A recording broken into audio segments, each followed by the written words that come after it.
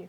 Thank you. Thank you very much for that nice introduction. I'm really pleased to be able to see many of you again over the past 7 years. I've enjoyed getting to know many of you, and I also wanted to thank all of you and your office staffs for the cooperation and the hard work that you've put into the studies over the past 7 years. Without your help, none of us would be here to present these results. We're really dependent on you.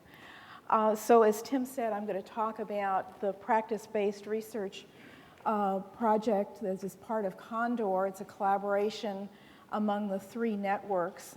And as a little bit of background, as Dr. Deos and Tim have both talked about, the evidence from clinical research is very slow in getting adopted into medical and dental practice. The PBRNs as you know, involve many dentists across the country. And so the thought was, well, would participation in these networks result in a quicker adoption of evidence from clinical and dental studies? So as I said, it's a collaboration of the 3 networks. There was a questionnaire that was based on research planned from each of the networks, and I know many of you have completed that questionnaire at least once.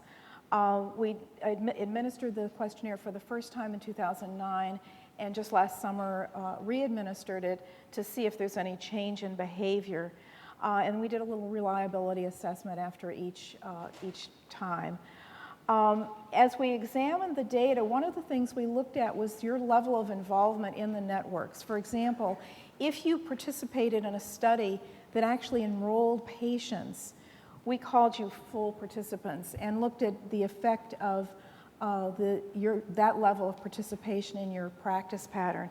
Partial participants we defined as people who didn't enroll patients in a study, but were really active in the network in the sense that you attended at least one meeting, or you contributed to one of our survey studies, such as the study on dental hypersensitivity, where we asked you what your practice patterns were in treating that disease.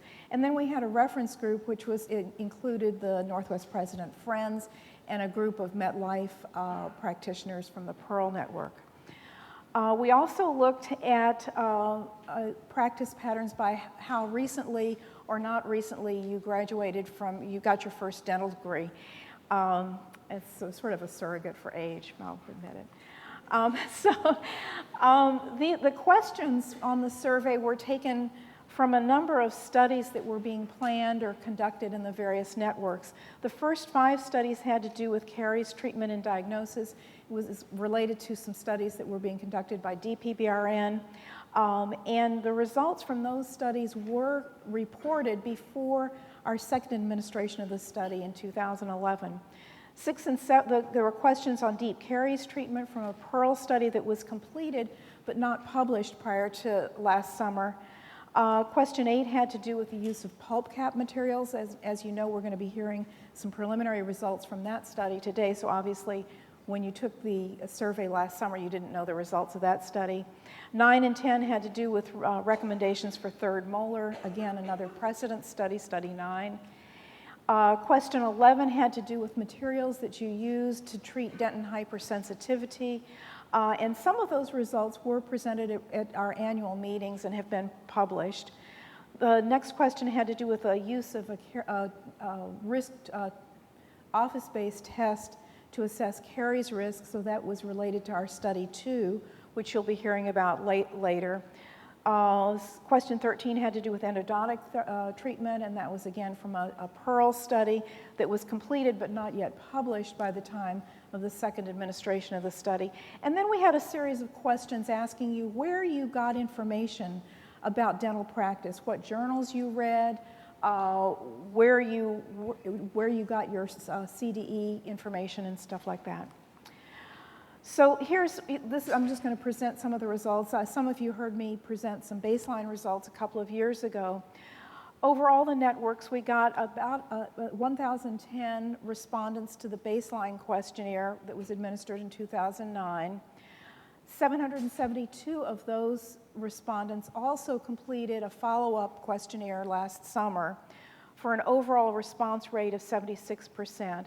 I'm really proud of Precedent's contribution to that. We contributed 208 of those respondents, and 180 of you completed it twice for an 87% follow-up response. Looking at level of involvement, the overall, there were about 43% who were full participants, that is, had enrolled a patient in at least one study, 35% were partial, and 22% were from the reference group. And as expected, the follow-up response rate was highest among those of you who were full participants, 85%, 73% of those of you who were active in the networks but not enrolling patients, and only 65% in the reference group.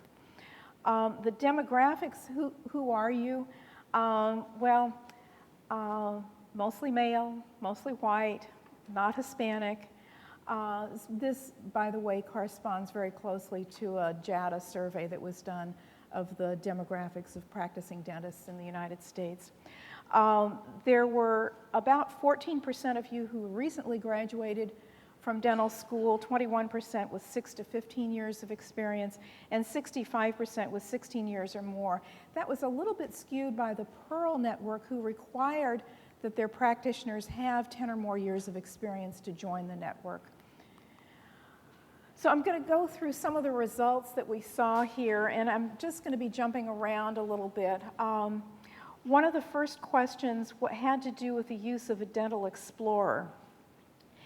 And it seems that, especially among the full participants, there seems to be a decreasing use of dental explorers. That is, the proportion of you who used a dental explorer 100% of the time or all the time is decreasing slightly between the baseline administration and the follow-up administration. And Greg, Dr. Gilbert, that was one of your studies, and it might be interesting to correlate that with the findings that you reported.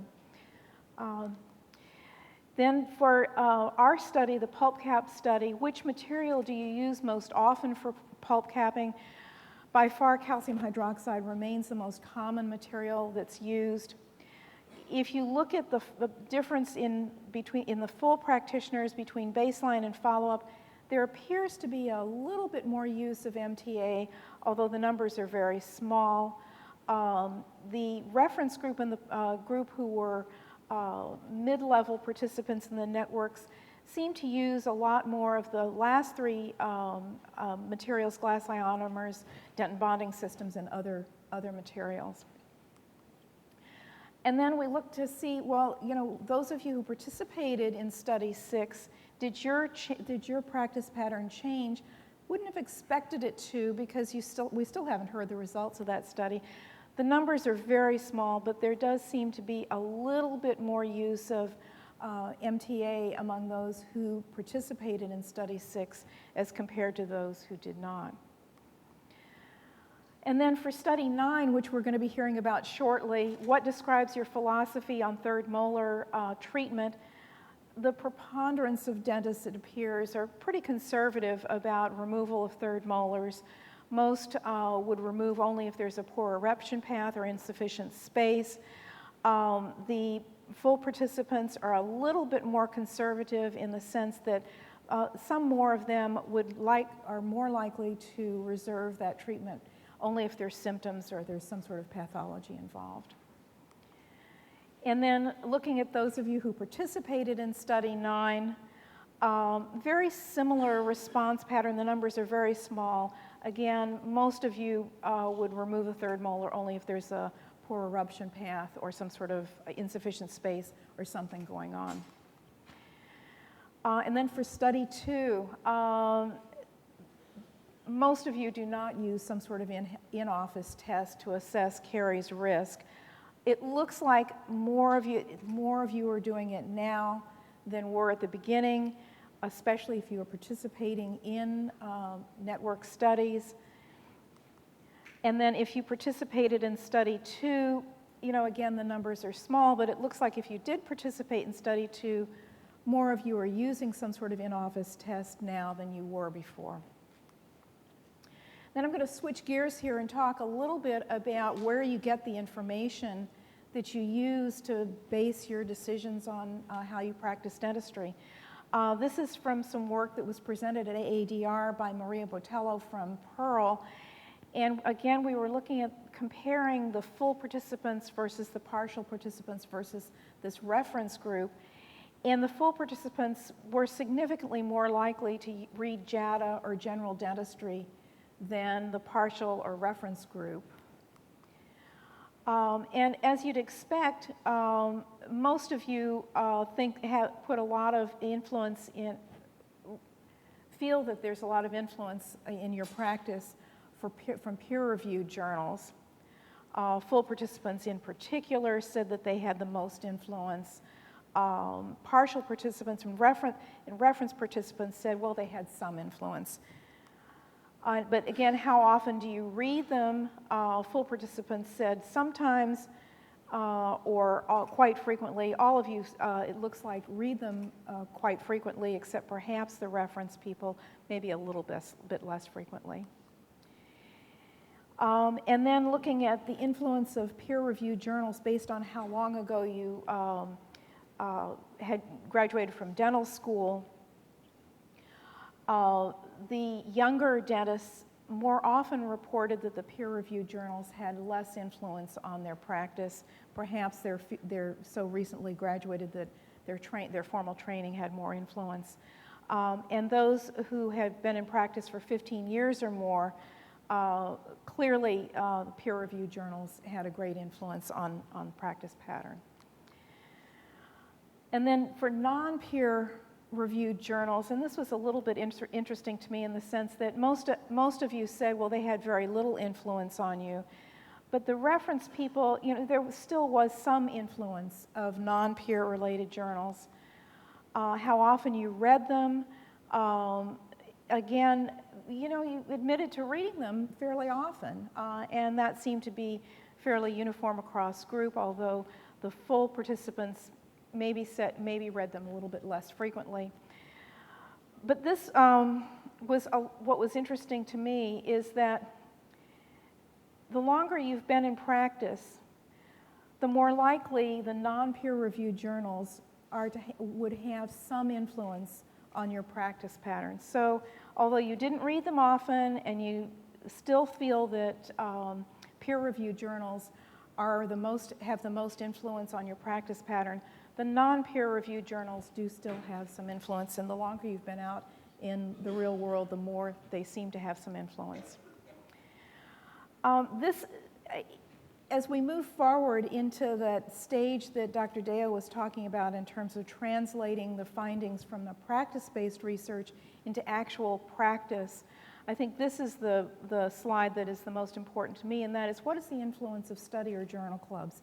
Dentists really like study and journal clubs, and it's uniform across whether you participate in the networks or not. It looks like the reference group certainly felt that study and journal clubs had a lot of influence on their practice patterns. And the take-home message that I see here is that as we're going forward, the way to get our study results out is to disseminate to the study and journal clubs.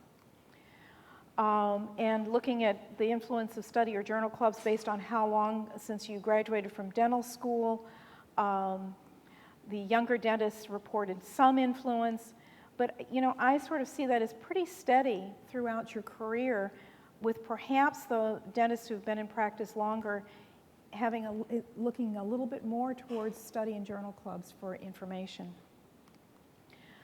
And then state and local meetings, such as this one, full participants felt that they had a lot of influence, as did the reference and partial participants.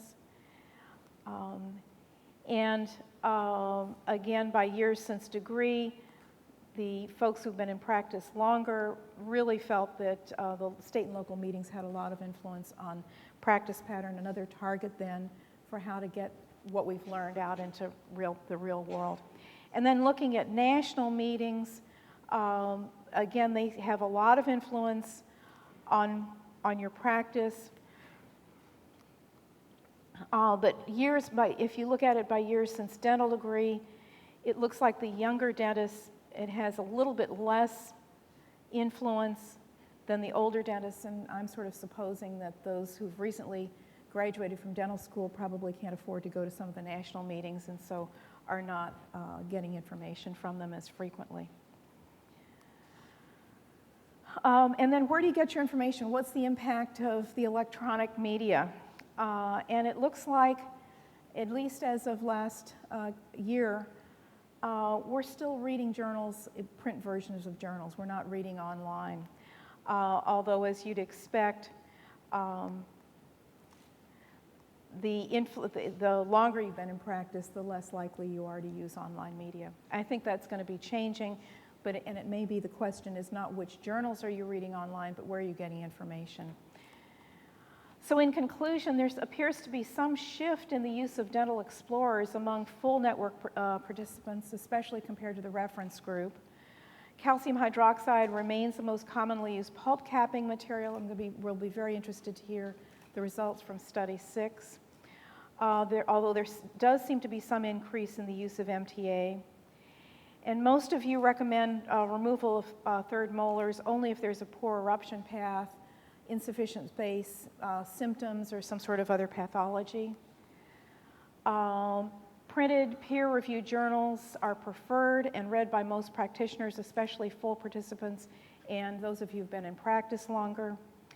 Older dentists pay more attention to non-peer-reviewed journals, which I thought was very interesting, and younger dentists more frequently report influence of journal and study clubs. And older dentists seem to pay more attention to national meetings again, probably because as you are further along in your practice, you're more able to attend those meetings. So just a few limitations to this analysis. What I've presented is preliminary numbers. Many of the studies, especially the precedent studies, have not yet reported.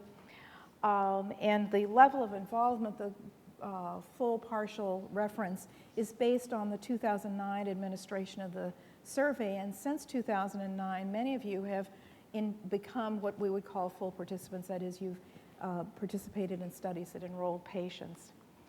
And just a little bit on the publications. The baseline data was that we drafted a manuscript and submitted it to JADA. Sadly, they have rejected it, so we're going to be resubmitting it to JDE. The same thing for the paper that Maria Botello is the lead on about where you get information, and I think those 2 articles may be submitted in tandem to JDE.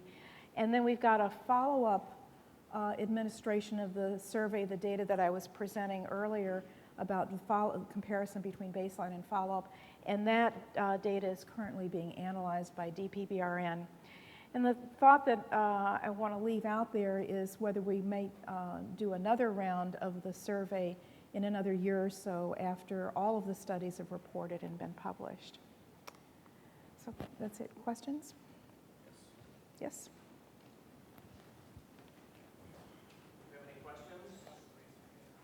Anybody? Yeah? Yeah, if you raise your hand, we'll bring a mic to you. Also, since we have a little bit of time, if you have questions of Dr. Dale, we will have time to go back and discuss some of those issues as well. Oh, he left, sorry. Okay, that's too bad. Questions? Okay, here. Yeah.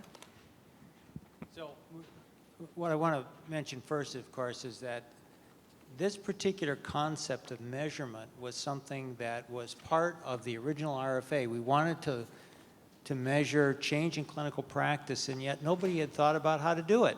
Right. So I have to tell you that the bioinformatics group, Ruth, Brian, Don Vina, and Dale Williams, came up with this idea one evening at dinner, and this is where it came from. And it was such a key and important part of the whole process, so I commend you for that. Thanks, Don.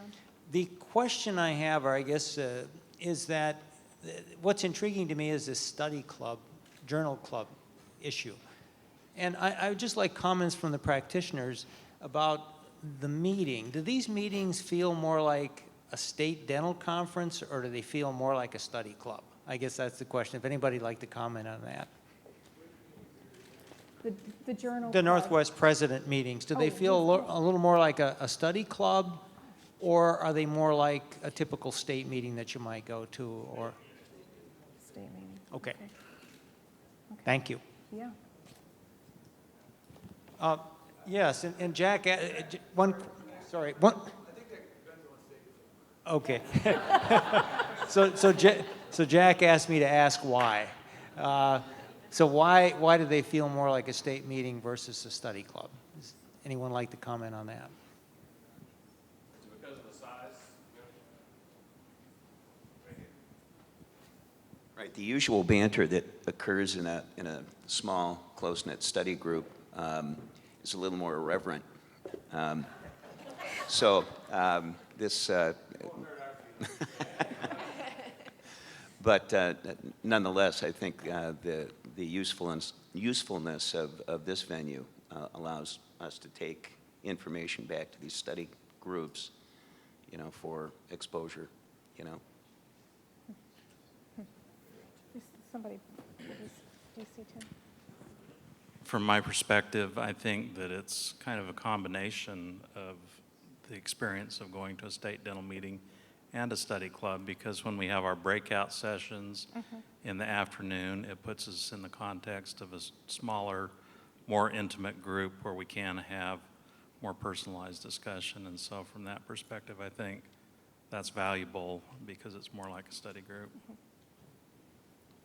And just to add, for this meeting, we don't have breakout sessions. We've had breakout sessions before when we were trying to develop new ideas for studies and had people interested in those topics participate in those discussions. So since we're finishing up studies, we didn't think the breakout groups would be as useful for this meeting. So we had some more comments here. Were the results that you presented just for precedent, or were those the results from across the board? And the reason I ask that question is it's my impression that study clubs in the Northwest are significantly more prevalent because of the influence of the Academy of General Dentistry in this area, as opposed to other places in the country. The results I presented were across all three networks. I'd be interested to look at it by network and see if there is more of an influence of study clubs here because of that. I'll do that and get that information on the website.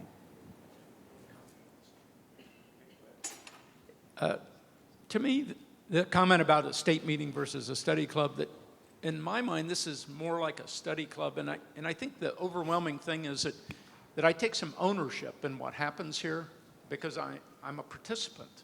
Whereas at the state meeting, I'm just sitting there listening to somebody else's thing, and I'm trying to decide if I think that's important or not. But here, I own part of this. I did it. Good point. Good comment. Yeah, Ruth, it occurred to me when you were presenting that did we ever look at association with group practice versus solo? We did not, and I don't know if we have that information. Yeah, no, that's We do. interesting, Greg. We have that information for precedent. It was not collected Condor-wide. Okay. The we type have of that practice. in the old Dental PBR network, I know. It occurs to me that it's so common among network members to hear or to have them report they feel a sense of professional isolation.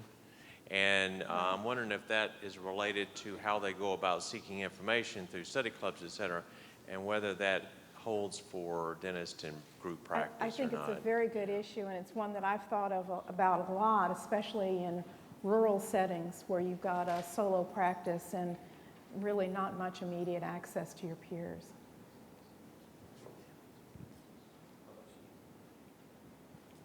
I don't have a question for the young lady up front, but for Dr. DeRuin, my question is, how did this national PBRN get moving? Was it placed upon your shoulders as you will do this, or what's the history on this? Well, actually, this was a plan that came out of NIDCR, the decision. They initially funded the first phase of this, turned out to be regional networks. And then, I don't know, some couple years ago at least, the word from NIDCR was that we wanted to move to one national network. So they pay the bills, they fund the money, and that's the way the RFA was written for the next phase.